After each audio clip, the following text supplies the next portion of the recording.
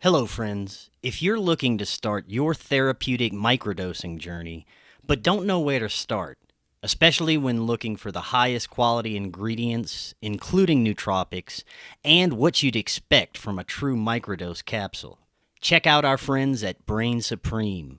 They offer the absolute highest quality ingredients so you can start your microdosing journey knowing that you're getting top notch ingredients. To find out more, visit their website using that link right in the description, and you can get 15% off your entire order. I think it's just going to get weirder and weirder and weirder, and finally it's going to be so weird that people are going to have to talk about how weird it is. Eventually people are going to say, what the hell is going on? It's not enough to say it's nuts. You have to explain why it's so nuts. The invention of artificial life, the cloning of human beings, possible contact with extraterrestrials, the systems which are in place to keep the world sane are utterly inadequate to the forces that have been unleashed. Welcome back to Forbidden Knowledge News. I'm your host, Chris Matthew. Today my guest is Jake Kotze. First, be sure to watch my films. Doors of Perception is available now on Amazon Prime. Occult Louisiana is available on Tubi, Roku Channel, and multiple streaming platforms. Doors of Perception should also be available on those free streamers very soon. We are booking guests for September. If you have suggestions or you'd like to be a guest, email me forbiddenknowledgenews@gmail.com. Today I want to welcome back to the show Jake Kotze. He is an author, researcher, and YouTube content creator who coined the term Synchromysticism. His videos highlight some of the most incredible modern mystical connections between our reality and a cosmic higher intelligence. Jake, welcome back. How you doing? I'm well. How are you doing, Chris? I'm excellent. It's great to have you back. Today, we will dive back into the nature of reality as it relates to synchronicities. In my perspective, there seems to be an intelligent, etheric force of nature that holds powerful information, connects events together in profound ways, and can lead us as individuals to information about this human experience, our personal human experience, and communicate in very simple and unexpected ways. This force also seems to connect collective events and manifest through media, high-impact events, in a variety of strange and mysterious ways. This opens up a lot of possibilities that we can discuss, and you've done some great work as it relates to this. Looking forward to getting some recent examples and getting a deeper perspective about it. But before we do, it's been a little while since you've been on. Remind the audience just a little bit about yourself and let them know where they can find your work. Okay. Yeah. So I'm Jake Kotze, and I go on my socials as Sea Lion. So you can find me on most of the platforms like YouTube and Instagram and TikTok even as Sea Lion. So it's pretty easy. And that's Sea Lion, Seallion. So Sea Lion with two L's. Yeah.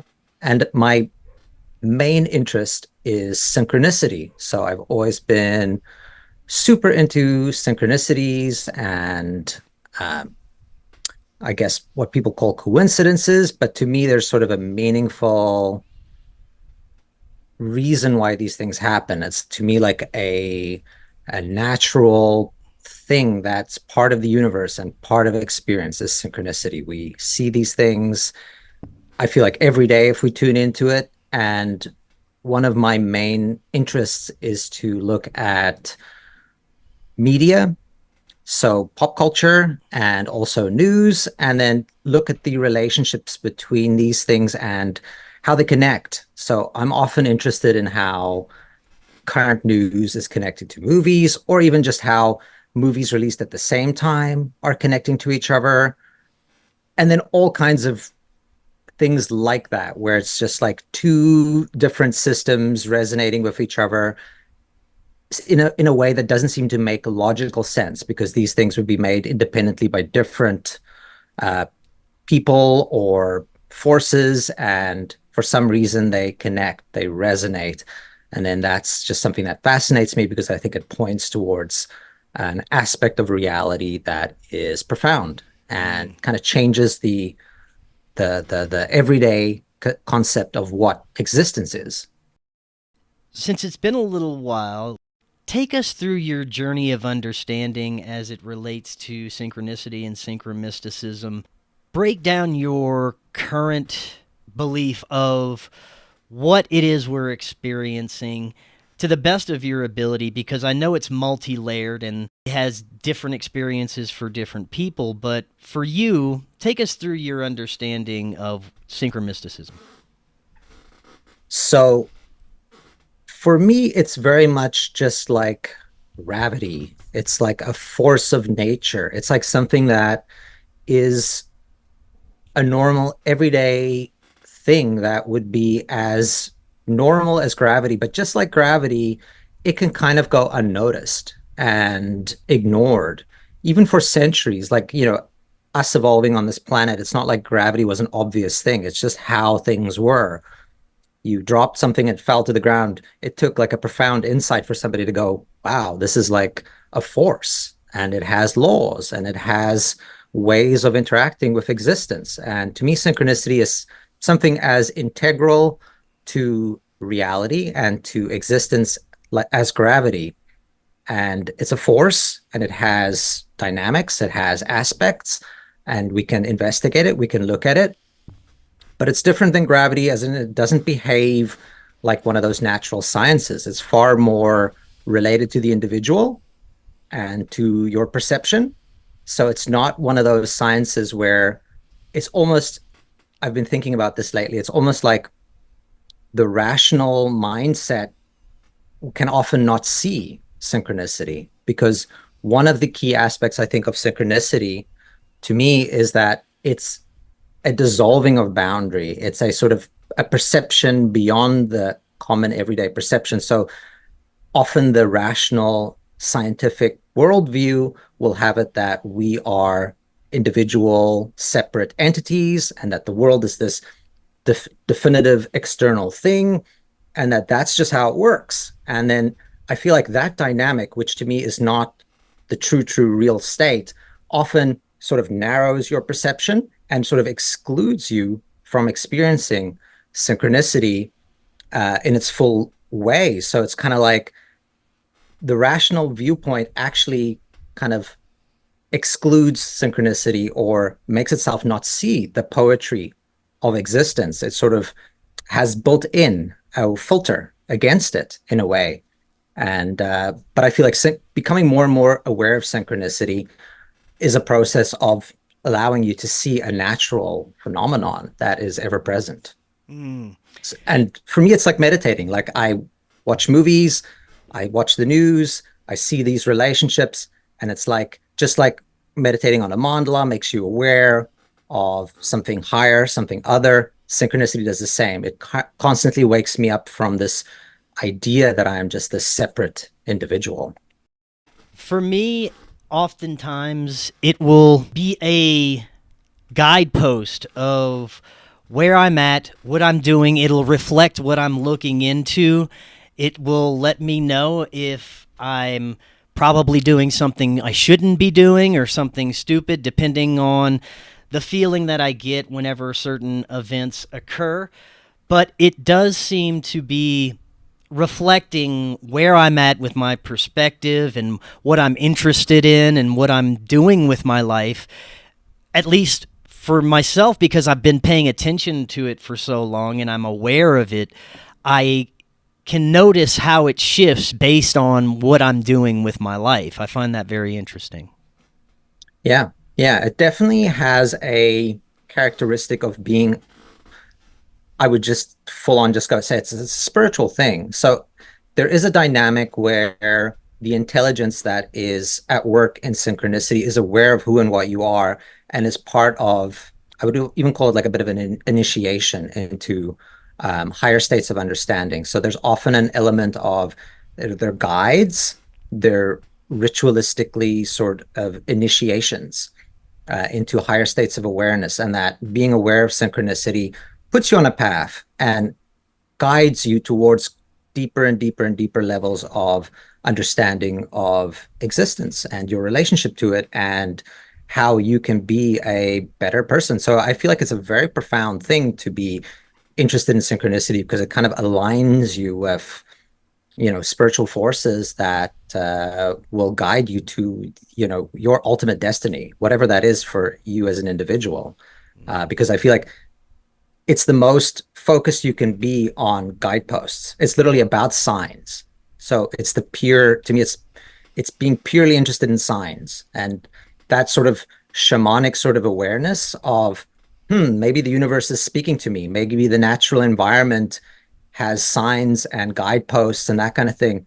It's almost like making the square focus of your existence, guideposts and signs and symbols. And, so they're literally to me the same thing. A sync is to me like a sign. It's like, aha, be aware, aha, be aware, aha, here.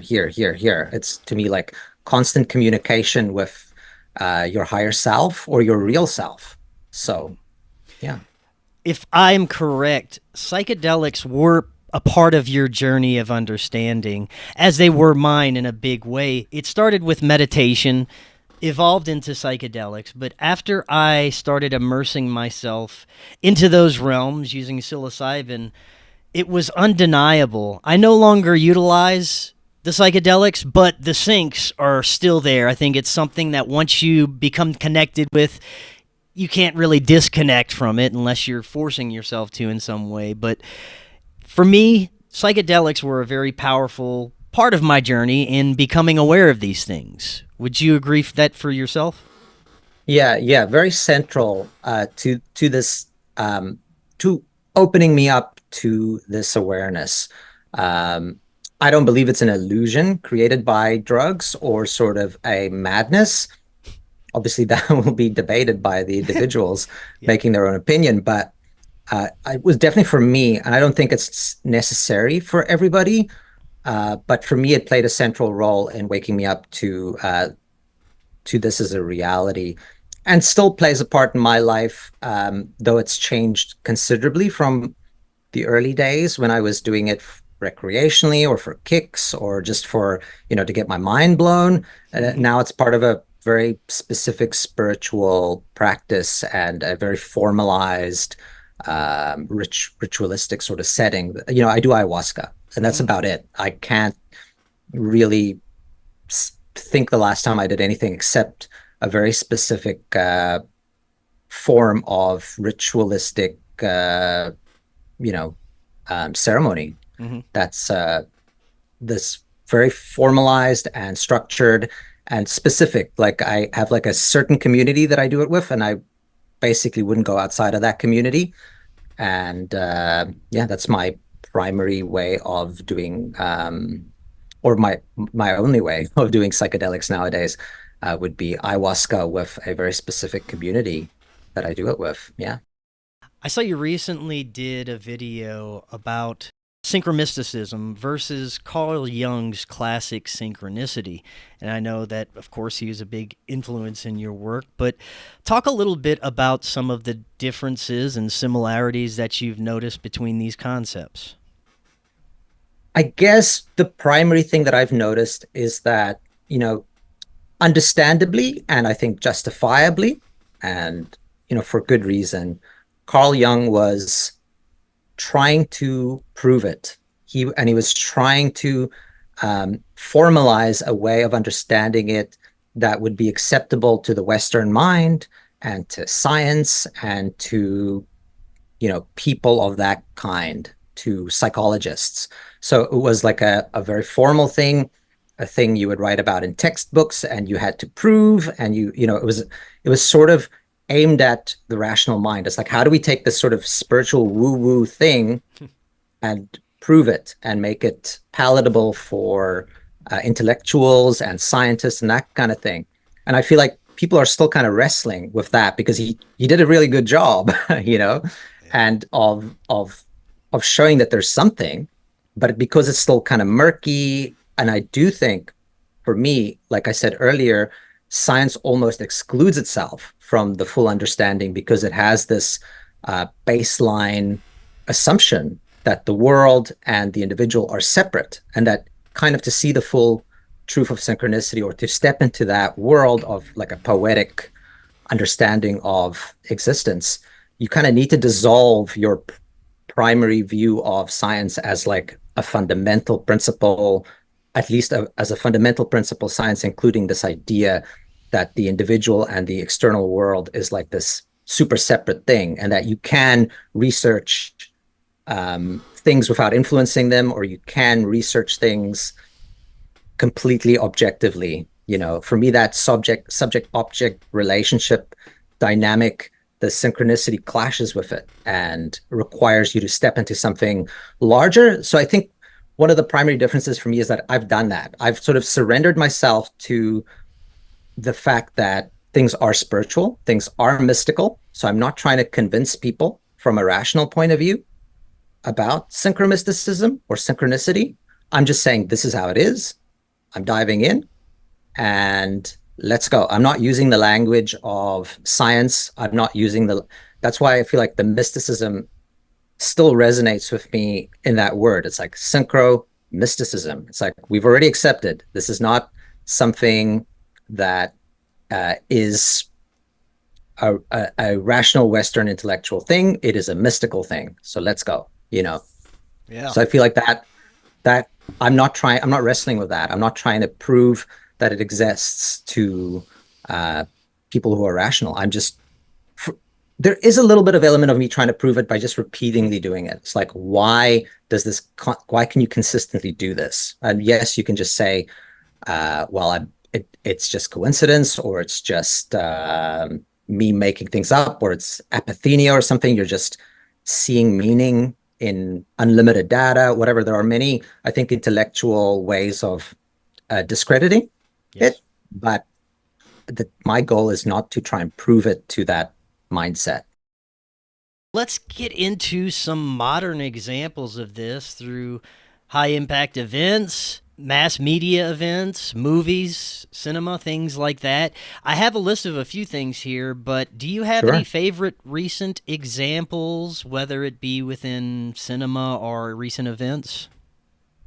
Gee, I guess nowadays it's like, because I'm trying to really like sort of expand and grow my channel and my footprint and awareness of the work, it's like I'm focusing more and more on very modern, very popular media, because I feel like I can just tell by the things I upload, the algorithm is pushing out things that are more focused on current movies or the latest big blockbuster.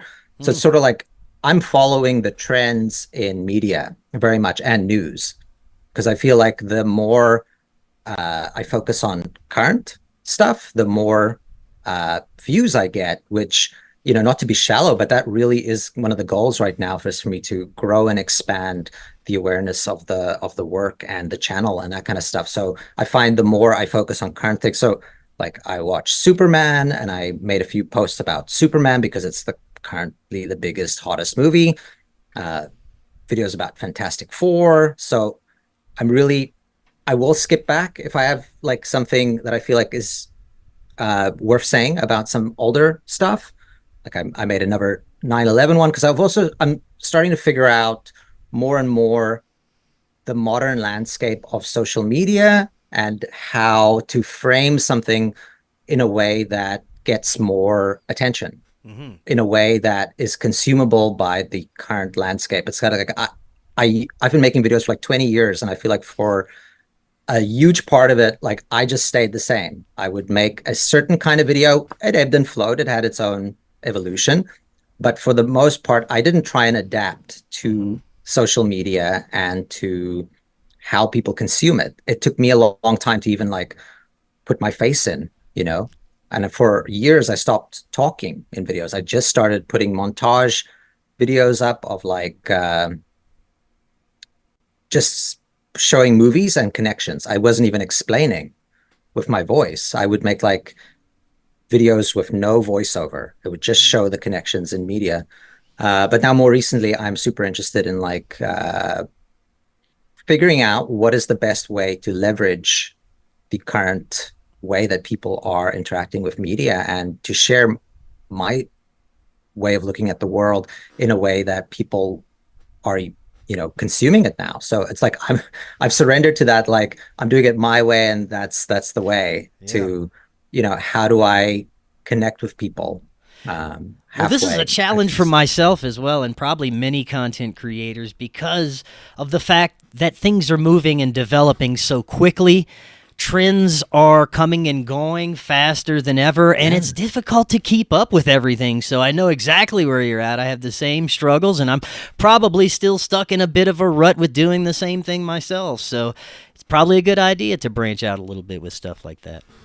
Yeah. So, I'm just trying to, I'll even like ignore things because I'm like, I've been mulling it over in my brain for 2 or 3 days, but it's already old news by the time I kind of have like something to say about it. And I'm like, well, too bad. The news cycle has moved on. So we'll just let that go. Speaking of news, let's get to some major event syncs. The big news, of course, right now is the denial of the Epstein files or the Epstein list. I know that you've done a lot of work surrounding Trump, but what's come up surrounding the Epstein list and any other syncs with that? The most recent video I made, and I actually struggled to get this. This is another learning curves thing. Like I struggled to get the video the way I intended up. Like I made a video where it was just full on showing like Epstein means stone, and stone resonates with Superman because he wears the diamond stone. It's a gemstone. A diamond is a gemstone on his chest, and he flies, which is an anagram for files. So, it comes into this world where you need to think of things poetically to see the synchronicities. But to me, it's like Superman, his most iconic thing about him is he flies and he's got this symbol, the diamond, on his chest. So it's, to me, like the timing is exact. Like there's this resurgence of interest in the Epstein files. It's almost like that word becomes like archetypally boom, boom, boom. It's just every news thing, everywhere you look, it's just Epstein files. And at the same time, you're seeing Superman in theaters, Superman. So it's gemstone flies. You can say is the code behind that. So Epstein files and stone flies. So I made a video just trying to show that association. And I felt like the most powerful way would be to have Epstein files on screen and Epstein's face and Superman and that. But the algorithm completely suppressed it because the moment I got like 80 views after 3 hours of putting that video up, which is very low for what I usually get. I don't get a ton of views, but I definitely get more than 80 views in the first 3 hours. So it was clear to me that the video had gotten flagged because you've got Epstein in the title, and because you've got Superman in it, it immediately sounds like, I don't know, QAnon, or it's like the algorithm is just like, this is super sus, this is crazy stuff. So I had to like figure out how can I even get this video up. So I had to like completely use images that weren't clearly showing Epstein, but suggested the Epstein files. Not say Epstein, just say name ending in Steen.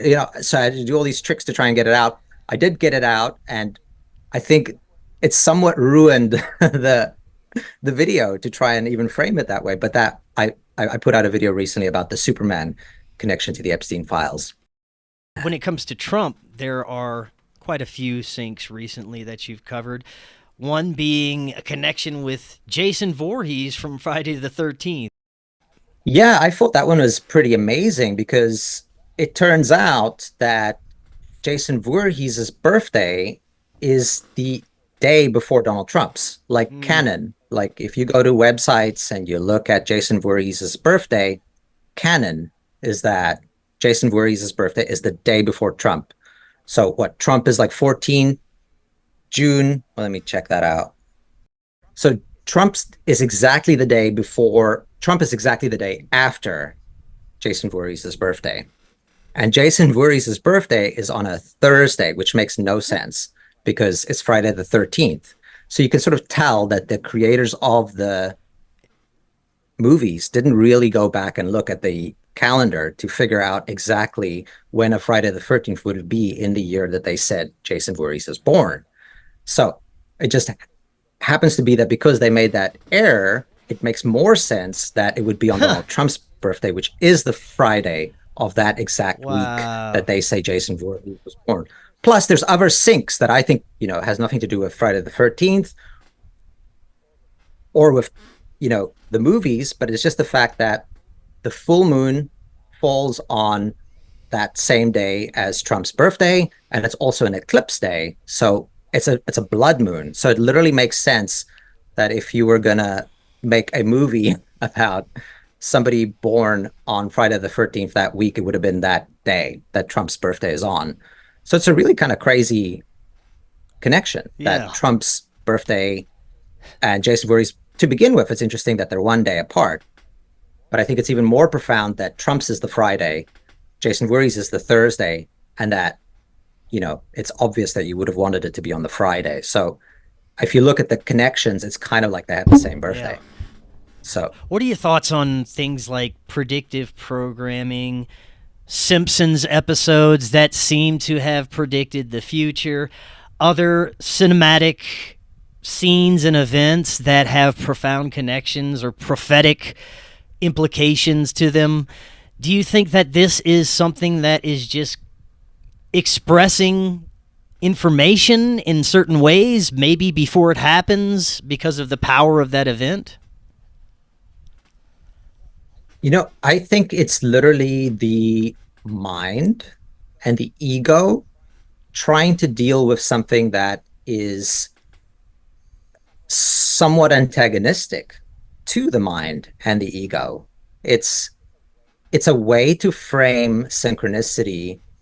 It's a narrative to frame synchronicity as something sinister, something man-made instead of something spiritual, something divine, something mystical. So 100%, if you are coming from that perspective, that's what it looks like. So I feel like everybody who believes that, and I'm very sympathetic because that's where I come from. Like if you go deeper into my work, back into the history, you'll see that how adjacent my work was with that viewpoint, because I was still sort of trying to figure out what is happening with synchronicity. But my early 9/11 work, which I think speaks more to people because there's more people who still believe the older predictive programming narratives or the conspiracy narratives or the ones that are, sort of adjacent with human entities or occult entities or whatever you want to associate it with. The work was less spiritual, less mystical, more occult, more, sinister. That stuff was me still moving into this phase, still trying to get away from that stuff. So I'm sympathetic but that viewpoint is one that's still trying to resonate with the old narratives, the deeper realities where your ego and your perception of existence needs to change, needs to transcend the limitations. So that makes a perfect sense from the perspective of a worldview that's still kind of attached to a more older narrative. So, I don't want to fight it, but I do disagree with that interpretation of synchronicity. And it's not how I see how it works. Well, since you brought up that angle now, I was going to bring this up later because I recently had Michael Hoffman on, and he gave his perspective about possibility of maybe weaponizing synchronicity, surfing the synchronicities, that certain groups are aware of how this works and they've utilized it in certain ways, certain powerful groups. I'm with you. I have gone through phases where it was all conspiracy, it was all sinister, but once you work past your own traumas and your own muck, you start to see things with a lot different perspective. But I found it very interesting that he believes that this can be manipulated in a way and that it may be happening in our reality, and I'd love to get your thoughts on that.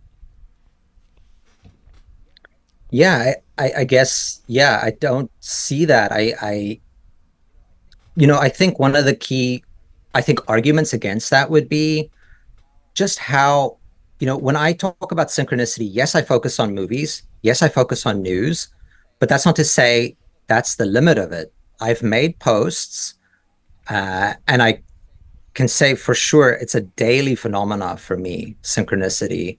Hmm. And it's not just the movies and the media. It's like walking along and seeing a number on the sidewalk, having someone say something to me that was something I was just thinking about. That is as integral to me when I talk about synchronicity as the media things. I just find the media things, I can make a video out of that. It's tangible. I can Hmm. show it. Uh, and we all share that. So it's this whole network of data that I can use to show this web of synchronicity that other people have as well in their sort of mind and in their experience that we can then correlate over. It's much harder. I think there is opportunity there too to like make people aware of this day-to-day syncs. Like you could document these things, and I've tried in other videos and other blog posts to show the day-to-day synchronicities that I was experiencing as well. And they interact as much with all these things. Like if I'm interested in 9/11 and I start focusing on that and watching movies about that, those themes will start coming up in the other aspects of my lives as well. It just does. You'll start dreaming about it. It's just like the line is not between this media, you know, and synchronicity. Synchronicity is everywhere. It's in everything. So, I don't see this weaponization of media um, as being at all what I'm talking about when it comes to these synchronicities. It's just not. Uh, it's not even a way I think about. I mean, I wouldn't even really know how to argue with that because I've never even. I don't. It's way outside of what I'm even Right. considering as possibility for what's happening Right on. here. Um, Synchronicity is in the woo woo realms. And when you start to get into these realms, concepts like manifestation often come up as well. And this is another thing that once you start to experience, you begin to realize that there is something to this, that things can manifest in our material reality based on our thoughts, desires, how much energy we're putting into something, and it can occur in very mystical ways at times. Do you think that there is, in some way, a connection to synchromysticism and manifestation? Yeah, I mean, I can definitely see it's like, okay, so I'm thinking about a number, I'm seeing it in movies, and then I walk around and I see that number. You could call it manifestation. I guess I would look at it differently. It's to me just like, um, and sort of also goes back to a perception thing about ceremony and ayahuasca. It's like when I do ayahuasca, it's like I become aware more and more, especially when I'm doing ayahuasca, but more and more that kind of understanding just becomes an everyday thing where it's like um, dream and everyday existence and even memory, all those things, they're not separate. They're just one continuum. So this idea that the things you think about and the things that you dream about, or that they're sort of separate individual discrete things, that is not reality. Reality is, I mean, actually fundamentally at the core of it, infinite, eternal potential or limitless existence. It's like a completely dimensionless, free of any sort of boundary isness. And then it condenses itself into, it looks like my screen is Yeah. frozen there. It condenses itself into like this everyday experience and obeys all the rational rules and things that we sort of layer over it.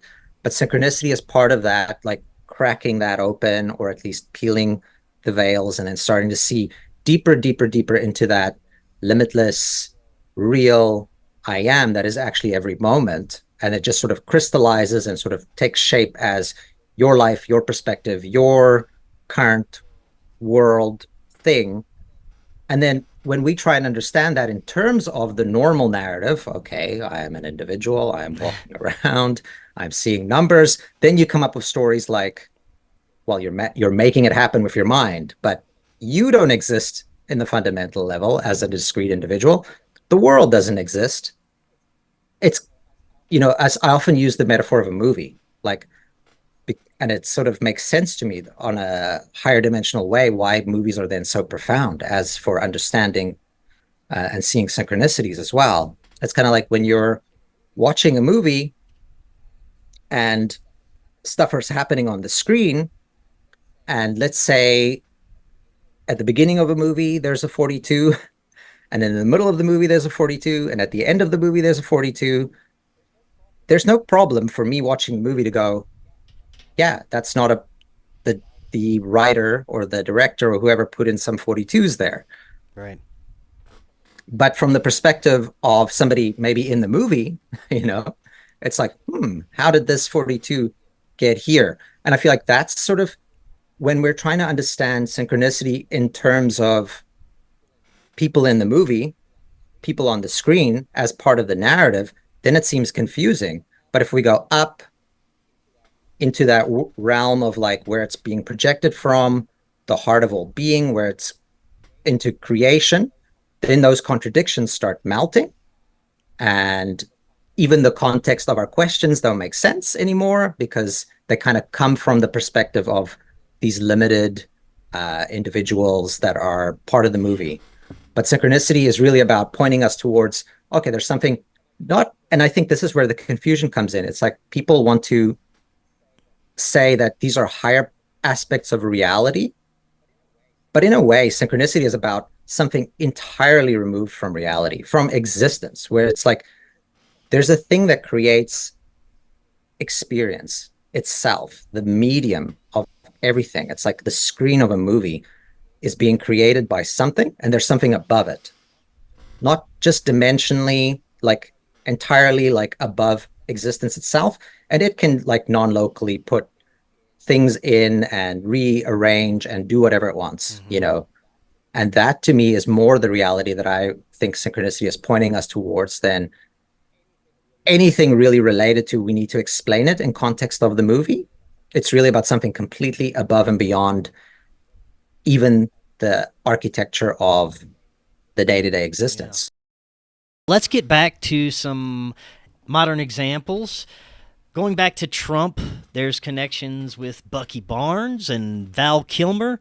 Talk a little bit about some of those. Yeah, so I was recently trying to figure out what are scenes in movies that have the date that Trump was born, because I was, again, I was interested in Trump's birthday.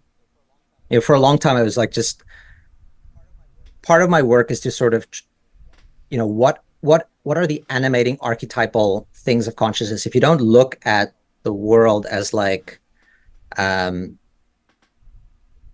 if you look at the world as like a dream, what are the symbols of the zeitgeist? Is to me almost what sync makes me think. It's like the now, the world, the existence, the whole experience of it goes through phases. It's like there'll be times where, the main thing on the collective mind is, the Spice Girls or Epstein. Something else, Epstein. Yeah. So there's these themes that go through existence. And like for the last, I don't know, it feels like, 8 years or whatever it is. It's like Trump is like the top meme, the most, the word that I think is spoken the most, I think undeniably all day is Trump. Very powerful Trump. figure. And what does that mean? Very powerful figure, very archetypal. So to me, that says something about the collective zeitgeist. If you don't think about the processes of what, the history and the politics and that kind of thing, but you think, if this is a dream, which to me, I'm assuming it is, if this is a dream, what is that saying about the dream? that this word Trump is just constantly being meditated on and is just coming out of existence. And that's sort of, to me, why I'm so interested in investigating Trump and seeing what does that mean archetypally and spiritually and symbolically. So one of the things was like looking at his birthday, and I came up with this Voorhees connection, and also found out that in the movie, one of the only like big references to June 14 in movies is when Bucky Barnes picks up this card. He picks up Captain America's card, and he sees the date June 14th on it. The card actually says, he's been rejected from enlisting into the army because he's too sickly and weak and, whatever. He's not a good candidate for going to the army, but it has the June 14th date on that. And what to me immediately occurred that's kind of wacky about this is that the actor who plays Bucky Barnes is Sebastian Stan, who plays Trump in The Apprentice. So it's just, it's that sort of thing, which to me screams. To me, that screams. It's like the universe is actually screaming these connections at us. But you need to step into this poetic way of looking at the world, which then immediately threatens the common sense understanding of existence and who and what you are, unless you frame it as like, well, it's the government, or it's predictive programming, or whatever. It's some nefarious, weird thing related to reality. But when you step into synchronicity, it's so loud. It's like literally the most significant time in a movie. June 14th is mentioned. The person picking it up has already played Donald Trump in another movie, or will play Donald Trump in another movie if you follow the timeline of Captain America came out before The Apprentice, right? Yeah. But it's just, and this is like the norm. This is, to me, like synchronicity. To me, it isn't this like very difficult, like doing what I do is not difficult.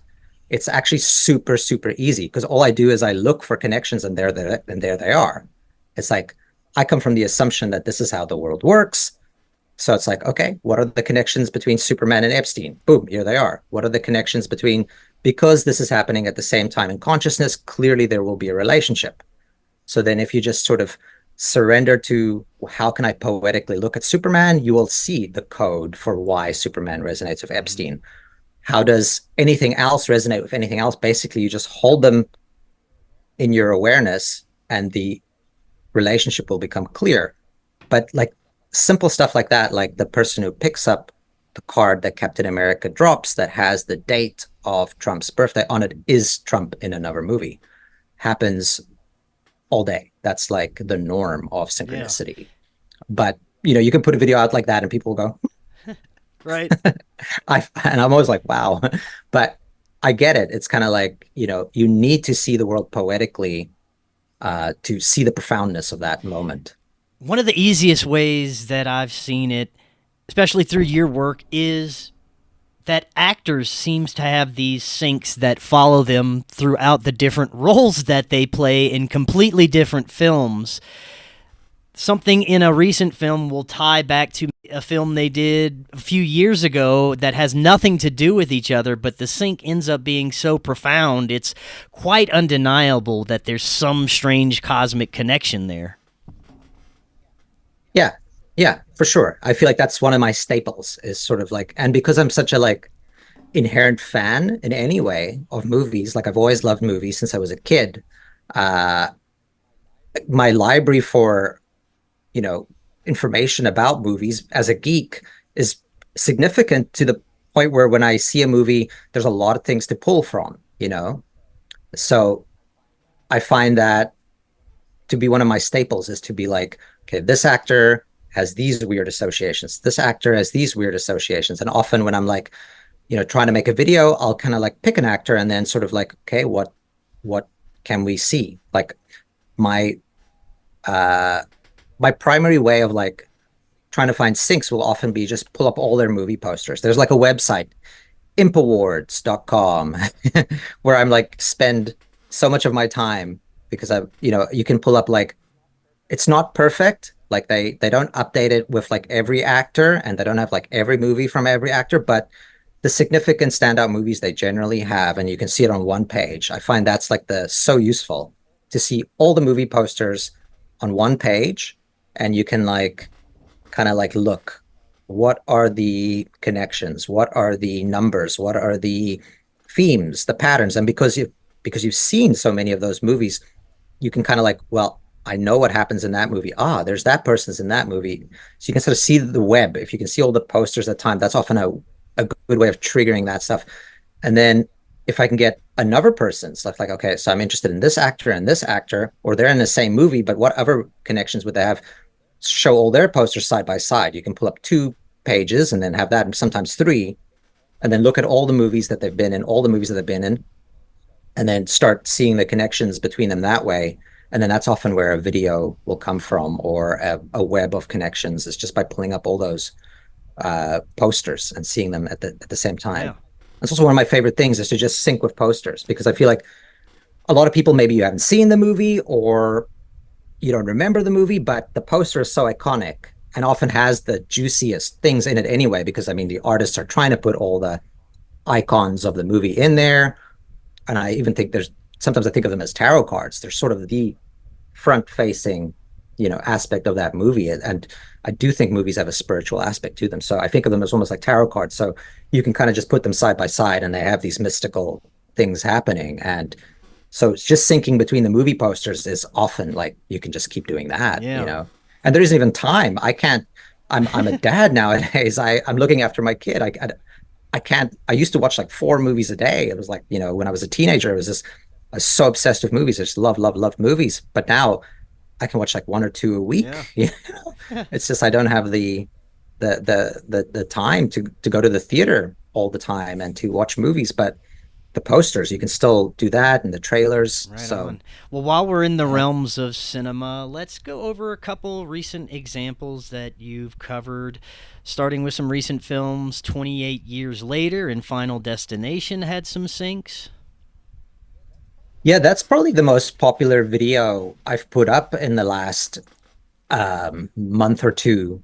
That simple video. And I find, I'm trying to make a lot of those right now, just like under 30 seconds, simple sync, um, popular movie, because I feel like that is just because I think it's accessible to people who are interested in sync, but also accessible to people who are just into entertainment. It's like, okay, well, we're into those movies, and here's an interesting connection between them.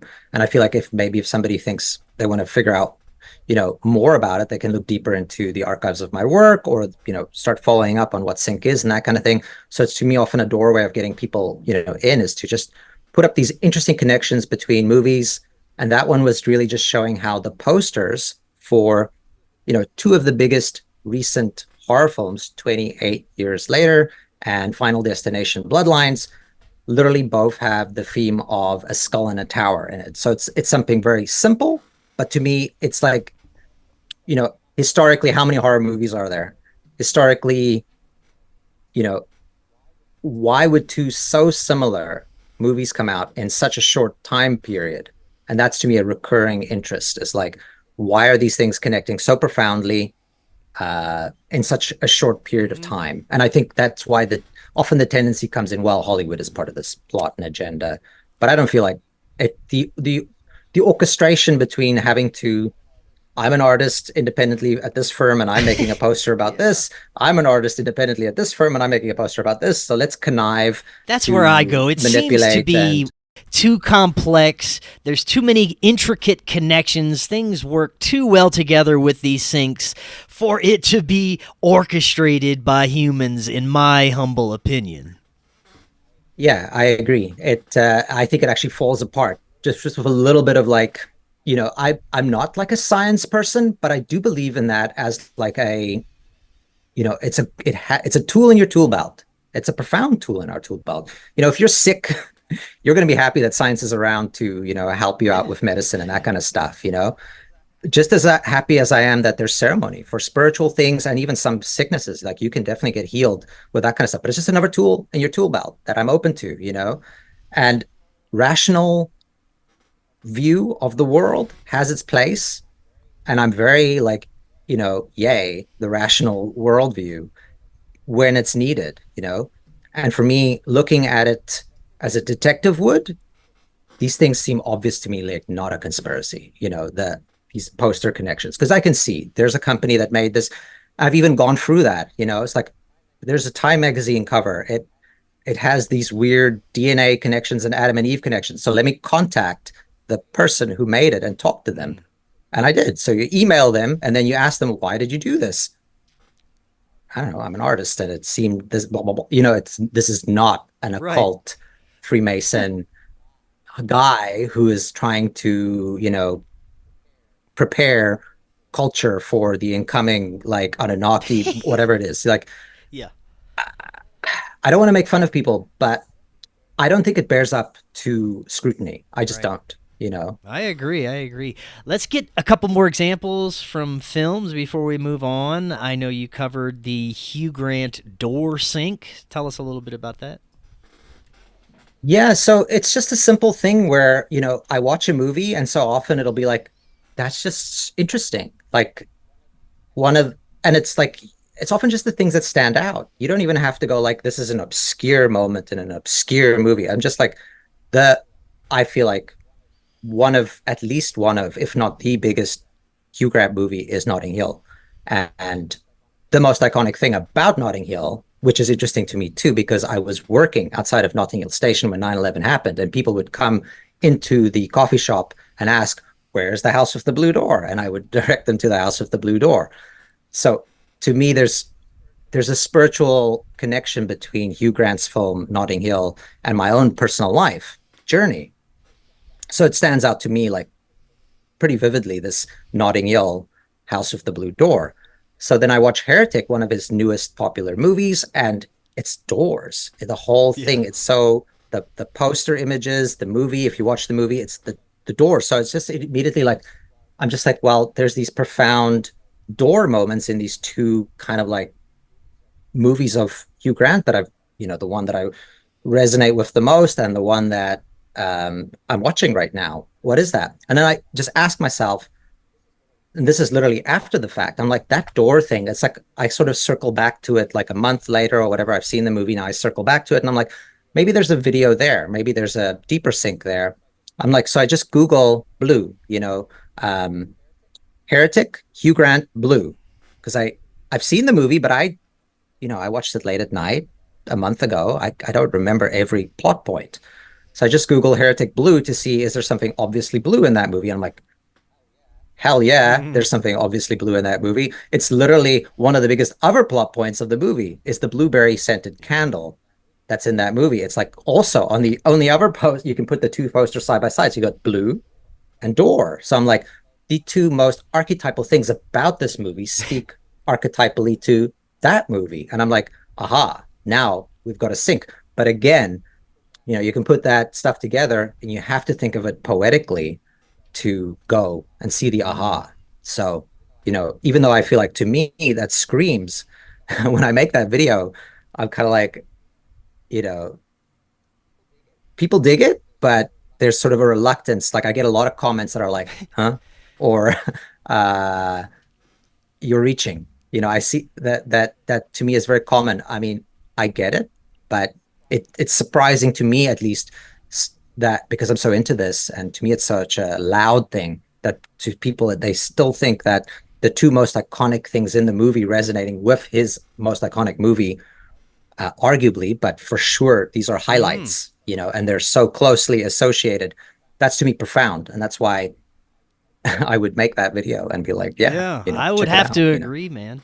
Before we move on from cinema, are there any other recent films that you've covered that you'd like to share? Well, I guess you were asking about the Epstein one, and I had to actually, like, I was looking at The Naked Gun, which is a movie coming out with Liam Neeson. And again, this is sort of, you're not gonna see it unless you're a bit aware of history of movies. It's like, well, Naked Gun, the original Naked Gun is called From the Files of Police Squad.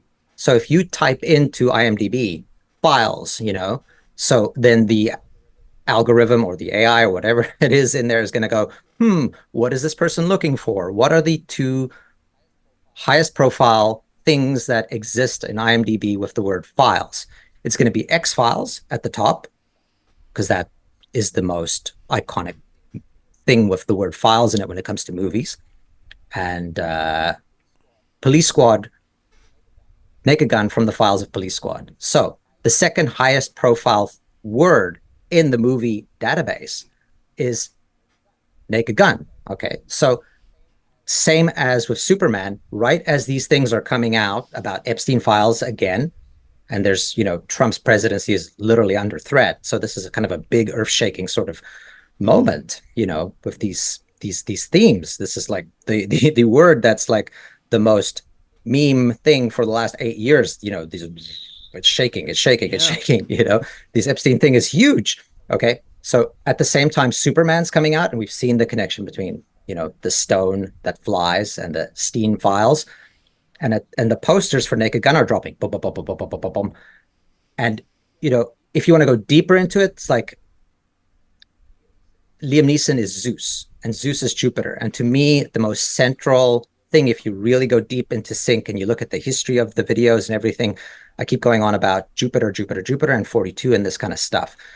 You would see that, Leslie Nielsen's birthday is on 4/2, and there's all these connections. And you would see that Liam Neeson plays Zeus, so he plays, to me, the most profound sync node, Jupiter. Okay, so you've got Jupiter basically, and then if you think of it, you've got to look at it poetically. So you see the poster of Liam Neeson, and you're looking at Zeus. Okay, so Zeus is talking as this Epstein files thing is happening, because I look at these websites that drop the newest posters, and my feed, because of the algorithm and the years of being interested in this, it's just movie posters and trailers and, things related to whatever my interests are. So I can't miss this stuff. It's like the entrainment of Liam Neeson's newest movie, Naked Gun, and the Epstein files. It's just like, it's scrolling through. So I'm like, okay, well, what does that mean? And then I go, aha, wait a minute. This movie is based on a movie with the word files in it. Okay, so you've got that. And what was the other node that I was looking at? Let me just look up that. Of course. It's like, what is the breakout role of Liam Neeson?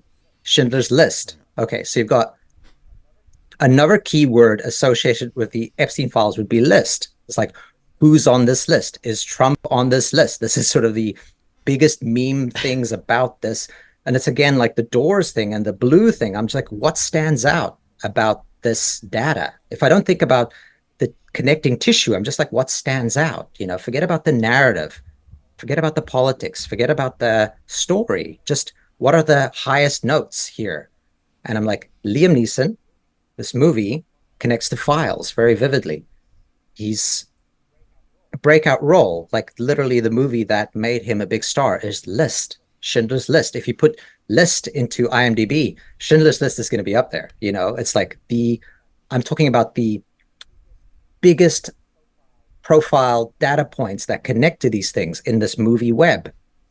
Just scream this thing back to us. So, that's why that video was about. Right. Now, to close out, there are many people that have concerns about AI, some people falling in love with AI, forming strange relationships. AI is becoming more and more of an imminent situation that we have to deal with, good or bad, and it is growing no matter what we do. It's learning. It's becoming a bigger and bigger thing every day. The capabilities are stronger, and it's becoming a very big concept in the collective consciousness. What are your thoughts on where we're at with AI, and does it have any bearing on synchromysticism and synchronicities in our reality? Yeah, for sure. I mean, I feel like I'm in two minds about it. Like I'm fascinated by it. I'm a person who, I grew up with sci-fi, and I grew up with Star Trek, and I grew up with things that talk about intelligent computers. So that thing is fascinating to me. And the dreams of like society with better technology and that kind of thing, those are central to me. And then there's this other thing that's happening where it's like the tech bros, and they're intentions and their, there's this sort of nefarious side to me that's I'm more and more aware of. I used to kind of like not be into that, but it's just becoming so huge, like Musk and just ChatGPT, OpenAI. If you start to look at the it's just, there's this, and this transhumanism, there's these things that I don't resonate with, where it's like humanity and nature, these things are central things to me, and this sort of the ecological harm that these things cause, those things are, I'm aware of that. I'm dealing with like, how does this fit together? But then there's also this thing like ChatGPT to me is very useful. I do, ask it questions. It's to me like to get like a baseline read for something. It's like much easier than Googling. Like I'll like, so what do people generally think about this thing? Or what do people generally think about that thing? And it's just like, it spits out this reasonable answer. I can verify it if I need to, but it does give me this quick baseline read for interesting concepts, historical events, just very useful. And even like if I write a script, I'm not good with grammar. I'm not good with like a lot of that stuff, but I write my script, I throw it into ChatGPT, it spits it back out, and then I go over it again a couple of times, and that's very useful for grammar. It's like, this is actually a very amazing technology, and you talk to it like a person, and it like, tells you about your ideas. I'm very weary because it's quite like sycophantic in a way. It wants to tell you how good and smart you are. Like, you don't need to do that. Like, it's just being programmed in these weird ways. So I'm weary of like listening to it like as it's very much a mirror. So I think that that's something that people need to really understand, is that it's telling you, who and what you are in this sort of amplified way. So I think if you're not a healthy, centered person, if you're not like balanced, and then looking at that mirror is just going to reflect this like insanity back at you, or this sort of unhingedness back at you to an extreme degree. So I would say be careful. You're looking into a mirror, a very helpful, magical mirror, but you need to realize that it's a reflection. It's not like some sort of oracle with no relationship to you. That there's some discernment that I think we are currently evolving to interact with it in a way that's safe and cool. And, there's some dangers into not interacting it with like thought and care and balance. But I find it fascinating. And, these ideas of, can it become like completely self-aware? Even to me, like, is it self-aware? Like I'm very, like my animistic almost worldview and synchronicity makes me feel like everything is awareness. Like I've talked about earlier, it's like that when you go up into that understanding of what these things are, it's like everything collapses as consciousness itself, as dimensionless, eternal consciousness. So even to me, AI is part of awareness. So, I mean, on the baseline of it, everything is already awareness, but can this become like an independent mind type awareness like humans, or is it already straddling that line? It's like, that's a very intriguing thing to me. And I don't just reject it. To me, it's like,